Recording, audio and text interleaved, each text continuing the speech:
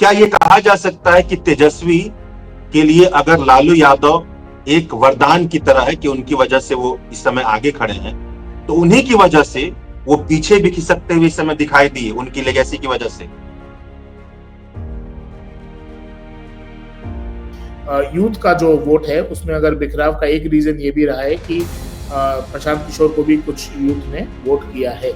अब वो upper caste का यूथ है, जरूरी नहीं है कि वही है, उसको बाहर से भी जो मिल रहा है, तो वो सपोर्ट, यूथ का सपोर्ट बाइफरकेट करने में, डिवाइड स्प्लिट करने में प्रशांत किशोर ने एक भूमिका निभाई है।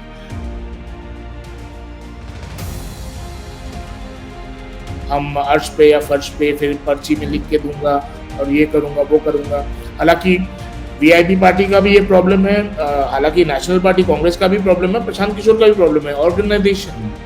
ऑर्गेनाइजेशन पावर ही नहीं है। जहाँ पे जेडीयू ने सिर्फ अपना ऑर्गेनाइजेशन पावर ही नहीं सुधारा, उन्होंने जीविका दीदी, 1.5 करोड़ जो जीविका दीदी है वो भी उनके कार्यकर्ता ही है ना, वो भी तो वोट मोबिलाइज कर रहे हैं। गाँव के पंचायत में आप जाएंगे, विकास मित्र है, टोला सेवक है, जो सब मनोनीत पद पे है, मान दे पाते हैं सरकार से, वो सब नीतीश कुमार के गवर्नमेंट के ही तो वो प्रचारक ही तो है ना, वो कैंपेनर है वो। तो एक ऑर्गेनाइजेशन, और जहाँ पे आरजेडी जब आपका कार्डर बेस है उसका स्ट्रॉन्ग ऑर्गेनाइजेशन, और बीजेपी का भी आइडियोलॉजिकल कैडर बेस है, यहाँ पे 3 पार्टियां बहुत प्रबल रूप से ऑर्गेनाइजेशन स्ट्रॉन्ग है। इसीलिए हम देखते हैं ना कि टॉप 3 पार्टी यही 3 पार्टियां होती है बिहार में। अब थोड़ा मुस्लिम वोटर पे बताइए कि 17 से 18% इनकी आबादी है बिहार में, और एक चीज मैंने महसूस की कि जहां पर मुस्लिम उम्मीदवार है वहां पर यादव उनको वोट देने के लिए तैयार नहीं। नमस्कार साथियों, मैं अजय कुमार। बिहार विधानसभा चुनाव की मतदान की प्रक्रिया खत्म हो गई है, रिजल्ट आना बाकी है। मगर रिजल्ट आने से पहले जिस तरह के सवाल लोगों के मन में उमड़ते हैं कि ये जितने भी एग्जिट पोल आ रहे हैं, क्या यह सही हैं? क्या इन पर भरोसा किया जाना चाहिए? बिहार में वोटिंग प्रतिशत इतना ज़्यादा क्यों है? इसके पीछे क्या कारण है?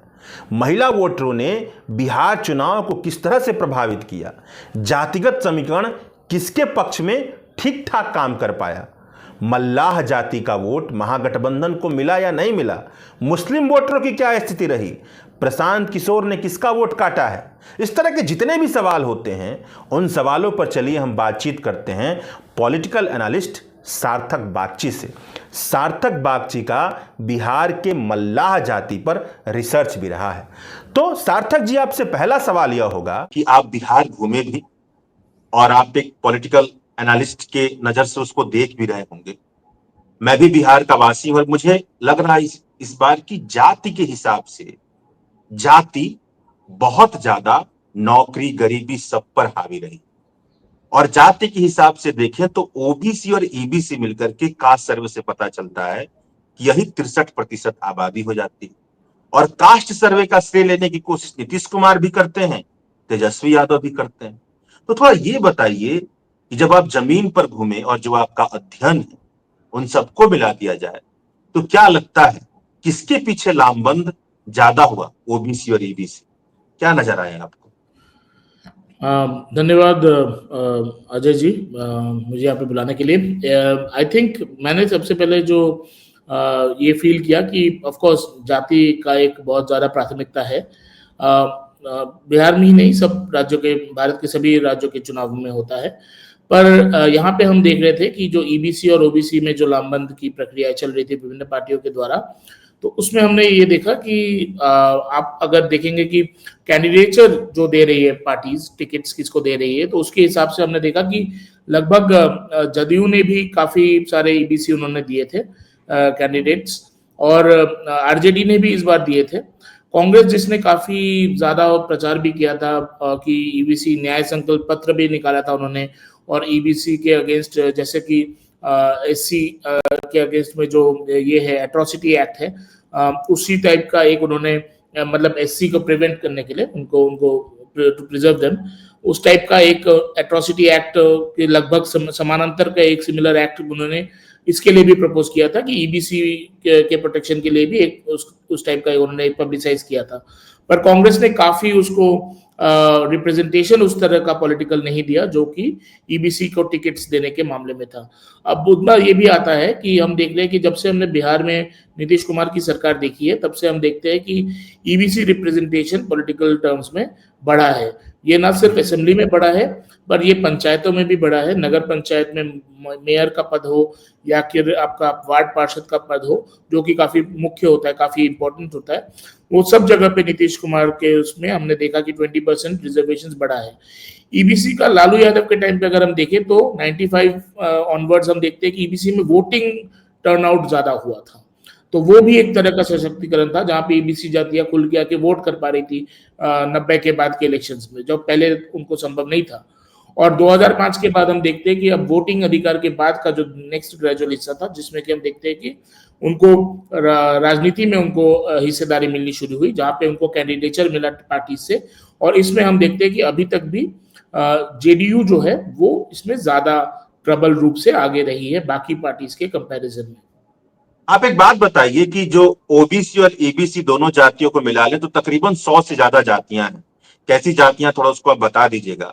लेकिन जो पॉलिटिक्स निकल करके आती है, जो आम जनता को समझ में आता है बिहार का, वही समझ में आता है कि यादव बिरादरी का एक व्यक्ति है जो पिछले 20 साल से है विपक्ष में, और ये समझ में आता है कि कुर्मी है, और ये समझ में आता है कि भाजपा की तरफ से अपर कास्ट के लोग हैं, और ये समझ में आता है कि बिहार की बहुत बड़ी आबादी में मुस्लिम समाज, ये तरह के ढांचे निकल करके आते हैं।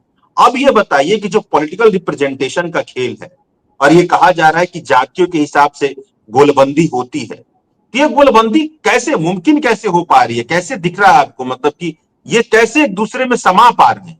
जब कोई यादव को देखेगा तो कैसे कोई कुर्मी या कुशवाहा वोट देने के लिए तैयार होगा? थोड़ा इसे हमारे दर्शकों को आप बताइए।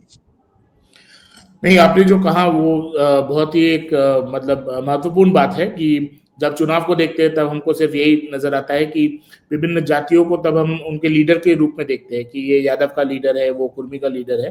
पर जब लालू यादव के राज में भी हम ये देखते थे कि चुनाव जो है जाति से तो जीते जाते हैं, पर सिर्फ जाति को साधना ही उसका मतलब चुनाव का एक मूल मंत्र नहीं है। असली जो हमको मूल मंत्र दिखता है, जो कि इलेक्टोरल सक्सेस को बनाता है बिहार में, वो है जातियों का समीकरण। तो जातियों का समीकरण कौन सा दल कर पाता है अच्छे से, कौन सा दल है जो कि मतलब समानांतर रूप से जो प्लेस्ड है, उन जातियों को आपस में अच्छे से तालमेल करके बिठा पा रहा है एक तरह से, और वो जो कि अग्रेसिव जातियों को आपस में नहीं मिला रहा, नहीं भिड़ा रहा। जैसे कि हम देखते हैं कि अगर ईबीसी का भी हम देखें कि महागठबंधन में यादव और मल्ला दो बड़े लीडर हम देख रहे हैं कि तेजस्वी यादव और मुकेश सहनी। पर अगर हम देखें तो यादव और मल्ला दोनों ही अपने अपने क्षेत्रों में, अपने अपने इलाकों में एग्रेसिव जातियां मानी जाती है। तो जो बाकी ओबीसी में लोगों को जो यादवों से परहेज रहता है, वैसा ही परहेज ईबीसी में जो जातियां है उनको मल्लाहों से रहता है, क्योंकि ये दोनों जातियों को अग्रेसिव माना जाता है। तो अब ये दोनों जातियों में फिर अगर देखते हैं तो अग्रेसिव में काफी डिस्प्यूट्स भी होते हैं। जैसे कि हम देखते थे यादव और पासवान में भी दुसद, जो एक और अग्रेसिव जाति है, दलितों में मानी जाती है। तो इसमें लोकल डायनामिक्स में भी मैटर करता है कि जातियों का समीकरण किस तरह से बैठा जा रहा है।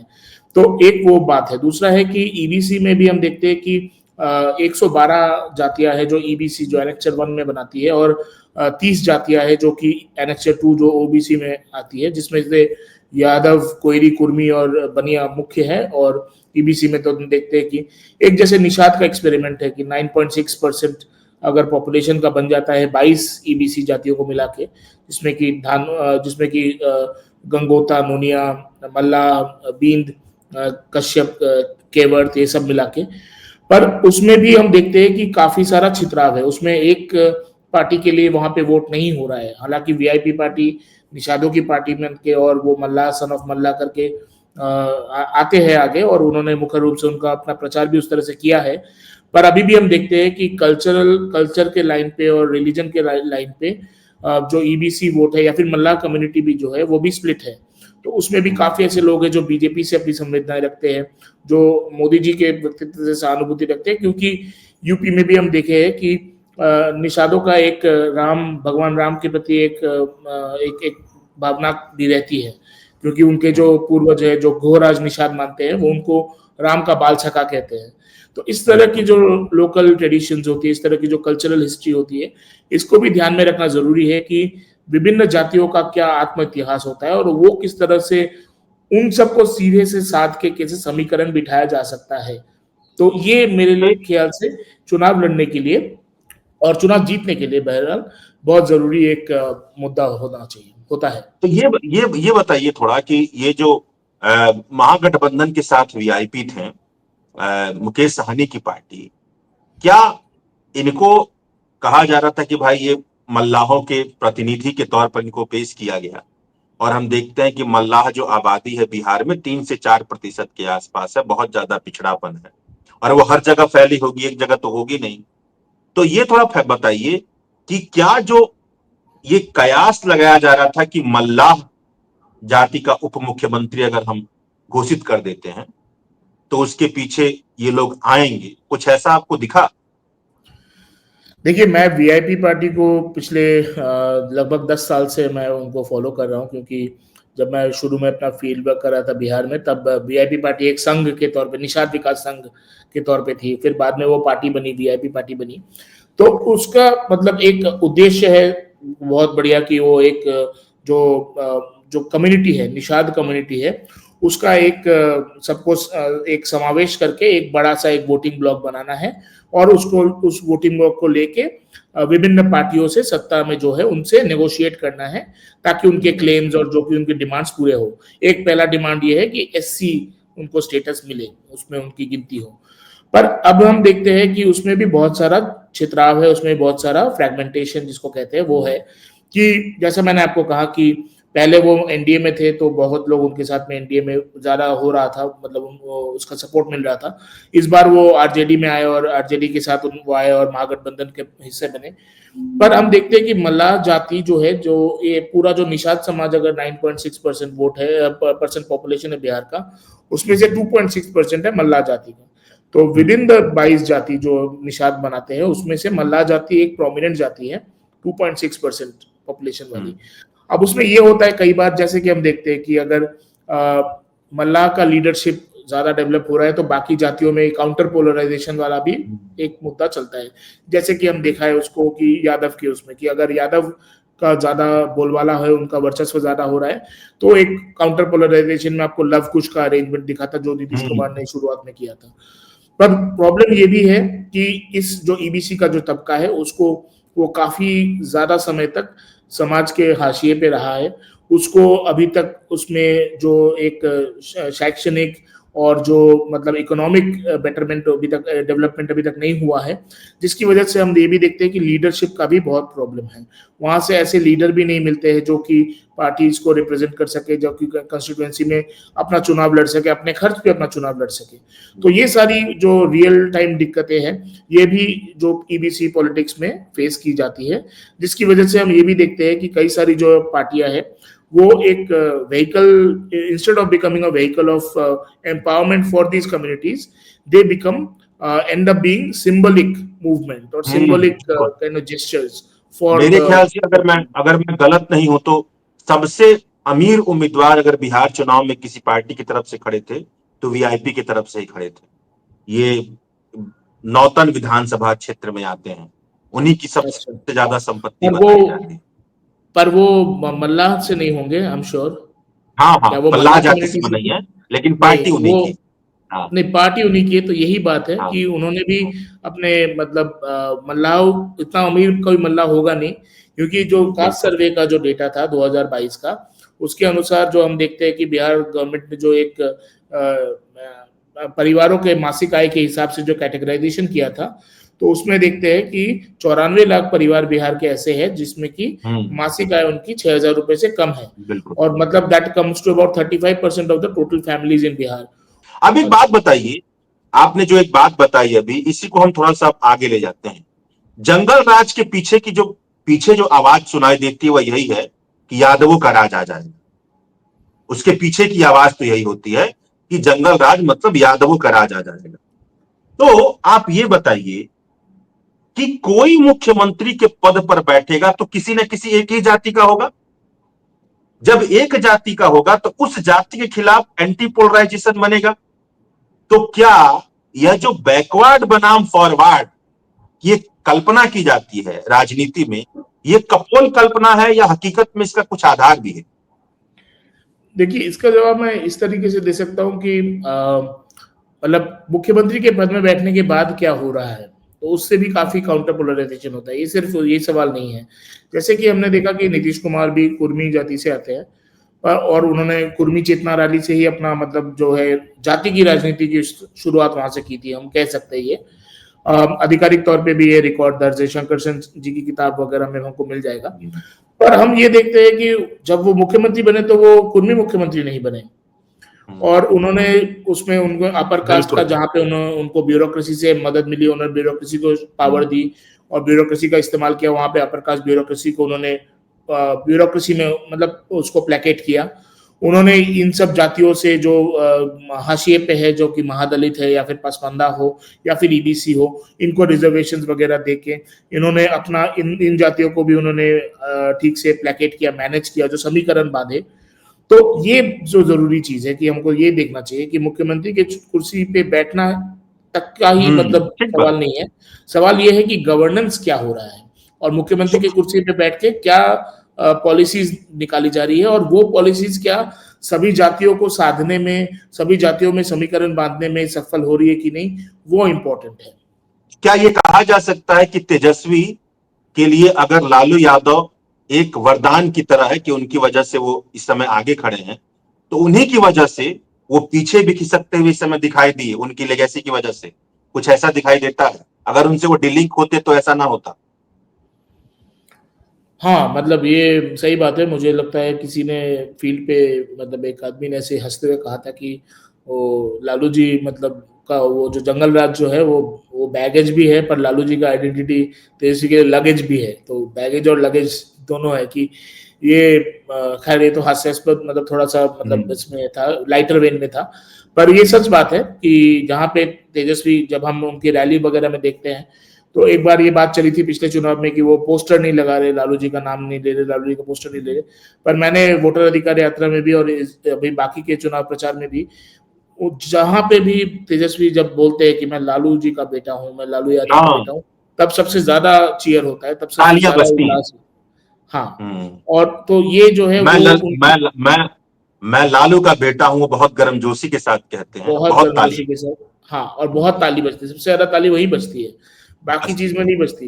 तो लोग उनको अभी भी लालू, जो उनके प्रशंसक है वो भी लालू की वजह से ही उनको मिले हैं विरासत में, और जो उनके क्रिटिक्स है वो भी उनको लालू जी के उसमें ही मिला है। तो ये दोनों चीजें मतलब वरदान भी है और जो है इसको कहेंगे तो थोड़ा सा कुछ मायने में अभिशाप भी। अब आप हमें ये बताइए कि इतनी जटिल पॉलिटिक्स है बिहार की, बहुत जटिल है, जातियां, उसके पीछे लामबंदी, उसके पीछे डेवलपमेंट के मुद्दे बहुत सारे, इतनी जटिल है। अब आप हमको ये बताइए कि जो एग्जिट पोल आया है, उस एग्जिट पोल में धड़धड़ा के दिख रहा है कि बहुत खतरनाक बहुमत दिया जा रहा है एनडीए को। आपको भरोसा हो रहा है? कुछ ऐसा संभावना दिखता है? देखिए, मैं जब फील्ड पे गया और इस बार स्पेशली मैं वहां पे गया जहाँ पे मैं 10 साल पहले गया था, तो उन जगहों पे जब मैं घूम रहा था तो मुझे इस चुनाव में मतलब कोई वेव नहीं दिखा कि ये जो धड़धड़ाने वाली बात है कि नहीं नहीं भाई एकदम मतलब छप्पर फाड़ के जो वोट, उस टाइप का मुझे कोई वेव नहीं दिखा, टू बी फ्रैंक। मुझे नीतीश जी को सत्ता से हटाने की भी कोई बहुत अग्रिम कोई इच्छा नहीं दिखी लोगों में। कई लोग हैं जो कि संतुष्ट है, कई लोग हैं कि मैं ये कह रहा हूं उसको, मैं ये कह रहा था कि this is a movement toward status को। तो एक मूवमेंट टुवर्ड स्टेटस को जिसको कि बहुत लोग हैं जो नीतीश कुमार का जो सेफ्टी नेट उन्होंने जो बनाया है विभिन्न विभिन्न पॉलिसीज का, जो सब्सिडीज का और वेलफेयर डिस्ट्रीब्यूशन का, जो एक बड़ा सा उन्होंने सेफ्टी नेट बनाया है, उससे काफी लोगों को बहुत हद तक बहुत कुछ मिला है, और कोई उसमें से बहुत कम है जो उसमें से अछूता है। अब बहुत सारे लोगों में उनको हटाने का बहुत एकदम कोई मतलब इमीडिएट नीड नहीं है, गुस्सा नहीं। हाँ, गुस्सा नहीं है उनके अगेंस्ट में। और यही तीव्र इच्छा तेजस्वी को कुर्सी पे बिठाने की भी नहीं दिखी मुझे। इच्छा है, बदलाव होना चाहिए, चेंज होना चाहिए, बहुत लोग बोल रहे थे, पर वो यादव टोले में ही बोल रहे थे ज्यादातर, या फिर वो मुस्लिम अगर है तो वहां पे बोल रहे थे मतदाताओं में अच्छा, वो ज्यादा। बताइए 2020 के विधानसभा चुनाव में ये देखा गया, मतलब ये व्यक्तिगत राय मेरी हो सकती है, मैं गलत भी हो सकता हूं, कि तेजस्वी के लिए जो आकर्षण था उससे कम आकर्षण इस चुनाव में दिखाई दिया। ऐसा क्यों? देखिए क्या आपको लगा ऐसा? 2020, पहले ये बताइए। हाँ नहीं, मुझे भी ये लगा कि 2020 का चुनाव, हालांकि 2020 के चुनाव में मैं ग्राउंड पे नहीं था क्योंकि वो कोरोना के काल में था, तो मैं दूर से ही उसको फॉलो कर रहा था। पर तेजस्वी के प्रभाव में, तेजस्वी के फेवर में एक बहुत बड़ा एक मोबिलाइजेशन था, क्योंकि लोगों को एक्चुअली तब वो नोवेल्टी फैक्टर भी लगा था कि तेजस्वी जो है नौकरी की बात कर रहा है, 10 लाख नौकरी की बात कर रहा है। और तब जो तेजस्वी के जो एजेंडे थे वो थोड़े बहुत उस टाइम पे एक न्यूनेस था, एक नयापन था उनमें, एक नोवेल्टी फैक्टर था। अब उन्होंने देखा कि 2022 से 2024 में भी तेजस्वी आए, उन्होंने भी शासन किया, उन्होंने भी अपना एक क्रेडिबिलिटी मतलब बनाया भी। पर मेरे ख्याल से जो एक हुआ कि वोटर अधिकार यात्रा के बाद एक जो लंबा गैप रह गया, उसमें कहीं ना अच्छा। कहीं मोमेंटम जो है ऑपोजिशन का, उसको काफी सेटबैक हुआ। स्पेशली जो टिकट डिस्ट्रीब्यूशन का जो एक लॉस हुआ, और जो एक संवादहीनता हो रही थी कि मुख्यमंत्री का मतलब जो दावेदार कौन होगा उसके बारे में। तेजस्वी वोटर अधिकार यात्रा में ही अपने आप को सेल्फ डिक्लेयर कर चुके थे, अब बाकी लोगों को जब करना ही था तो देर सवेर पहले ही कर देते। तो एक अच्छा, जो क्या एक महीने का गैप टाइप का लगा हमको कि ग्राउंड पे एक महीना वो लोग पिछड़ गए, उनके कार्यकर्ता अच्छा जो है एक महीना थोड़ा पीछे रह गए। क्या आपको ऐसा नहीं लगता है कि जो प्रशांत किशोर की एंट्री है बिहार की राजनीति में, उन्होंने जिस तरह का माहौल क्रिएट किया अपने इंटरव्यू के जरिए, अपने सोशल मीडिया रील्स के जरिए, अपनी बातचीत के जरिए, उससे उन्होंने यह दिखा दिया कि दरअसल आप जिसको विकल्प के तौर पर देख रहे हैं बिहार की राजनीति में, वो उतना अच्छा विकल्प है नहीं, और विकल्प के तौर पर तेजस्वी यादव को ही देखा जा रहा था। और शायद प्रशांत किशोर की मौजूदगी की वजह से, क्योंकि वोटर तो अलग बात है, वोट उनको जितने मिले या ना मिले, लेकिन जो उन्होंने माहौल क्रिएट किया बिहार में, उससे कहीं आपको ऐसा नहीं लगता कि तेजस्वी यादव के लिए जो आकर्षण बढ़ना चाहिए था वो बहुत कम हुआ? क्या आपको ऐसा ये लगता है? नहीं, ये भी इस बात में भी थोड़ी सच्चाई है, मैं मानता हूँ, क्योंकि मुझे लगता है कि लोकल स्तर पे जो मतलब कंस्टिट्यूएंसी लेवल पे हम देखते हैं कि यूथ का जो वोट है उसमें अगर बिखराव का एक रीजन ये भी रहा है कि प्रशांत किशोर को भी कुछ यूथ ने वोट किया है। अब वो अपर कास्ट का यूथ है, जरूरी नहीं है कि वही है, उसको बाहर से भी जो मिल रहा है, तो वो सपोर्ट, यूथ का सपोर्ट बाइफरकेट करने में, डिवाइड स्प्लिट करने में प्रशांत किशोर ने एक भूमिका निभाई है। पर ये सही बात है कि उन्होंने जो एक मैन्युफैक्चर्ड एक माहौल जो तैयार किया, एक हवा बनाई, वो एक पूरी एक मैन्युफैक्चर्ड था, वो एक मीडिया क्रिएशन था, और जिसको प्रशांत किशोर बहुत अच्छे से जानते हैं कि कैसे उसको मैनिपुलेट करना है, कैसे सारे न्यूज एंकरों के बैठ के मैं मतलब बात करूंगा कि हम अर्श पे या फर्श पे फिर पर्ची में लिख के दूंगा और ये करूंगा वो करूंगा। हालांकि वीआईपी पार्टी का भी ये प्रॉब्लम है, हालांकि नेशनल पार्टी कांग्रेस का भी प्रॉब्लम है, प्रशांत किशोर का भी प्रॉब्लम है, ऑर्गेनाइजेशन हाँ, पावर ही नहीं है। जहां पे जेडीयू ने सिर्फ अपना ऑर्गेनाइजेशन पावर ही नहीं सुधारा, उन्होंने जीविका दीदी, 1.5 करोड़ जो जीविका दीदी है वो भी उनके कार्यकर्ता ही है ना, वो भी तो वोट मोबिलाइज कर रहे बिल्कुल। हैं। गांव के पंचायत में आप जाएंगे, विकास मित्र है, टोला सेवक है, जो एकदम। सब मनोनीत पद पे है, मान दे पाते हैं सरकार से, वो सब नीतीश कुमार के गवर्नमेंट के ही तो वो प्रचारक ही तो है बिल्कुल। ना, वो कैंपेनर है बिल्कुल। वो। तो एक महत्वपूर्ण ऑर्गेनाइजेशन, बात है। और जहां पे आरजेडी जब आपका कार्डर बेस है उसका स्ट्रॉन्ग ऑर्गेनाइजेशन, और बीजेपी का भी आइडियोलॉजिकल कैडर बेस है, जहां पे 3 पार्टियां बहुत प्रबल रूप से ऑर्गेनाइजेशन स्ट्रॉन्ग है। इसीलिए हम देखते हैं ना कि टॉप 3 पार्टी यही 3 पार्टियां होती है बिहार में, बिल्कुल। क्योंकि ऑर्गेनाइजेशन ये स्ट्रॉन्ग आपने है। महत्वपूर्ण बात कही। ये जीविका दीदी, क्योंकि ये लोग समूह में कभी भी काम करती हैं, हफ्ते दर हफ्ते समूह में काम करती हैं, समूह में बातचीत करती हैं और समूह में बात करती हैं, मतलब जो भी वो करती हैं एक समूह में होता है। और जो नीतीश कुमार की तरफ से चीजें चल रही हैं तो संभवतः इनका प्रभाव तो पड़ता ही होगा। और टोला सेवक, विकास मित्र, ये सारी महत्वपूर्ण बातें हैं।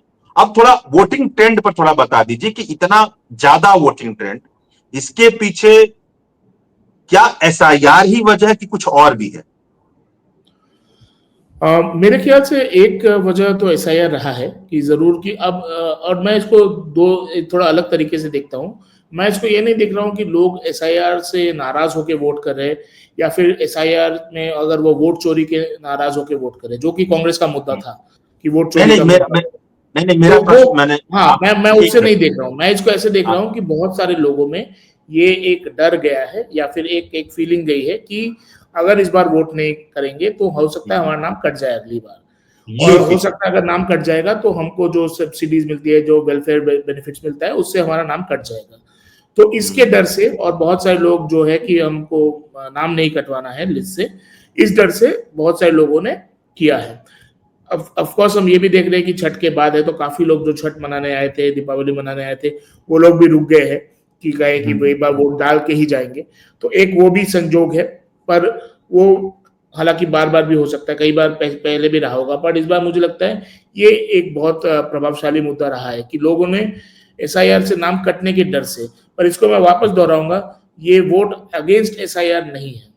नहीं नहीं, वो बात बिल्कुल आप सही कह रहे हैं। एक एक जो आंकड़े के तौर पे बात है वो ये है, जो मैं बताने की कोशिश कर रहा था दर्शकों को, वो ये कि एसआईआर के बाद पहली बार वोटर लिस्ट तैयार हुई, और उस वोटर लिस्ट से क्या हुआ कि जो इलेक्शन कमीशन का दावा है कि जो पुरानी वाली वोटर लिस्ट थी उसमें बहुत सारे फेक वोटर थे, जो मर गए थे, वोट नहीं दे रहे थे, माइग्रेटेड हो गए थे, नकली वोटर थे, डुप्लीकेट वोटर थे, उनकी छटनी की गई। और ये भी है कि उसमें जेन्युइन वोटर भी गए, लेकिन ज्यादातर तो फेक वोटर ही गए। उसके बाद से क्या हुआ है कि जो वोटर थे लेकिन वोट नहीं दे रहे थे, जब आंकड़ा बदल गया वोटर लिस्ट का, तो उसके बाद संभवतः ये केवल स्टैटिस्टिकल दिख रहा है कि वो आंकड़े बढ़े हुए दिखाई दे रहा है। ऐसा कुछ पॉलिटिकल उसमें गेम नहीं दिखाई देता है, क्योंकि जब हम इसको इस तरह से देखते हैं औरतों को कि औरतों ने कितना वोट दिया, तो प्रतिशत में तो दिखाई देता है कि मर्दों ने वोट दिया 62% और औरतों ने तकरीबन 71-72%, लेकिन एब्सोल्यूट टर्म में दिखाई दे रहा है कि केवल 4 लाख औरतें हैं जिन्होंने ज्यादा वोट दिया है मर्दों के मुकाबले, एब्सोल्यूट टर्म। इस तरह की चीजें निकल करके आ रही हैं, और उससे भी हम ये अनुमान नहीं लगा सकते हैं कि इस पूरे चुनाव का विश्लेषण केवल औरतों को केंद्र में रखकर किया जाए कि उनको बहुत ज्यादा फायदा पहुंचा है, इसलिए ऐसी ऐसी चीजें निकल करके आ रही हैं। ये कैसा मतलब, आंकड़ों से निकल करके आता है। हाँ, हाँ, मतलब एक कुछ बता। फायदा तो, एक एक चीज इसमें जरूर ऐड करना चाहूंगा कि अगर औरतों को लेके भी अगर विश्लेषण किया जाए तो उसको सिर्फ वो 10,000 ही स्कीम तक ना सीमित बिल्कुल रखा जाए। ये मेरा एक मानना है, क्योंकि एक जो औरतों का भी मैं वही कह रहा हूँ कि औरतों में भी जो अगर बढ़ के जो हिस्सेदारी बढ़ी है, और देखिए मतलब बिहार में लास्ट 4-5 इलेक्शन से हम देख रहे हैं कि महिलाओं का वोटिंग परसेंटेज पुरुषों के मामले में कम से कम 3 से 4% ज्यादा ही रहा है। पर ये movement is towards a status को, मैं यही कह रहा हूँ, क्योंकि औरतों को वो जो वाइडर सोशल सेफ्टी का जो नेट है, जो नीतीश कुमार ने 2 दशक में तैयार किया है।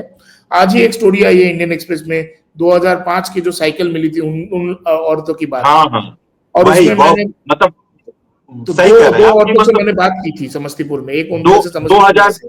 साइकिल है, फिर 10वीं क्लास के बाद पैसा है, 12वीं क्लास के बाद पैसा है, ग्रेजुएशन में फिर वो बीपीएससी पास करती हैं तब पैसा है। तो ये सारे तो एक पूरा एक डिजाइन है योजना का। अब थोड़ा मुस्लिम वोटर पे बताइए कि 17 से 18% इनकी आबादी है बिहार में, और एक चीज मैंने महसूस की कि जहां पर मुस्लिम उम्मीदवार है वहां पर यादव उनको वोट देने के लिए तैयार नहीं है। हम्म। ये सही बात है, मतलब ये बात इसके लिए भी जरूरी है कि एक तो हम देखते हैं कि पहले तो हम थोड़ा सा मानते हैं कि बिहार में उस टाइप का कम्युनल पोलराइजेशन नहीं होता है कि जो हम यूपी में देख रहे हैं। ठीक है, पर एक बात यह है कि इसका मतलब ये नहीं है कि अदराइजेशन नहीं हुआ है। तो समाज में अलग अलग तबकों में, जैसे कि मैं भी जब समस्तीपुर में घूम रहा था तो ऑफ कोर्स ब्राह्मण लोगों से बात करके और ऊंची जातियों में लोगों से बात करके उनके प्रति तो लगता है कि एक थोड़ा जो मुस्लिम के प्रति एक जो आदरलीनेस है वो साफ दिखता है, पर यादवों में भी वो दिखता है और दूसरी जातियों में भी दिखता है। तो जहां पे भी हम देखते हैं कि अगर मुस्लिम पॉपुलेशन अगर 30% या 25% से ज्यादा होता है तो वहां पे एक काउंटर मोबिलाइजेशन या फिर एक काउंटर वो असर्शन रहता है दूसरी जातियों का। और ये आई अब थिंक पेपर्स में भी लिखा हुआ है इसके बारे में। तो ये इसमें कोई संजोग नहीं है कि यादव अगर मुस्लिम कैंडिडेट अगर स्ट्रांग है उसको नहीं वोट कर रहा है, क्योंकि एक अदराइजेशन का फीलिंग मुझे अब तक दिखा है। वो भले ही वो अब आपसे उतना अंतिम ज्यादा वोकल ना हो जितना कि हो सकता है यूपी में हो या फिर एमपी में हो, मध्य प्रदेश में, पर यहाँ पे भी थोड़ा थोड़ा है, सिमरिंग है। अब आपसे अंतिम सवाल कि आपकी निगाहें क्या कह रही हैं कि बिहार में अगली सरकार किसकी बनती हुई नजर आ रही है? हवाएं किधर बह रही हैं आपकी निगाहों से? नहीं, मैं तो देख रहा हूँ, मुझे मतलब इस कहने से कोई गुरेज नहीं की। मुझे लग रहा है एनडीए को एक बढ़त है। पर मुझे ये भी लगा कि जेडीयू जो है वो उनका जो प्रदर्शन पिछले चुनावों की तुलना में बहुत बेटर होने वाला ऐसा लगा मुझे। हो सकता है कि नीतीश कुमार हमको सबको सरप्राइज करे इस चुनाव में, पर मुझे लगा कि एनडीए हैज एन एज। मुझे हाँ, मुझे मुझे यही दिखा ग्राउंड पे। महागठबंधन मुझे लगा कि साथियों के कारण भी, अपने जो कोलिजन पार्टनर्स है कांग्रेस स्पेशली, उसकी वजह से कहीं ना कहीं उनको काफी थोड़ा सा पीछे मतलब रह गई कुछ कुछ मामलों में। मुझे उतना नहीं दिखा महागठबंधन उतने गेन्स करते हुए जितना कि एनडीए के फेवर में मुझे लगा, महसूस बहुत बहुत शुक्रिया, बहुत बहुत शुक्रिया बिहार की जाति का जो समीकरण है उसको विस्तार से बताने के लिए और बिहार की राजनीति के पर्दों को खोलने के लिए। बहुत बहुत शुक्रिया आपका। Thank you so much, thank you, my pleasure, धन्यवाद।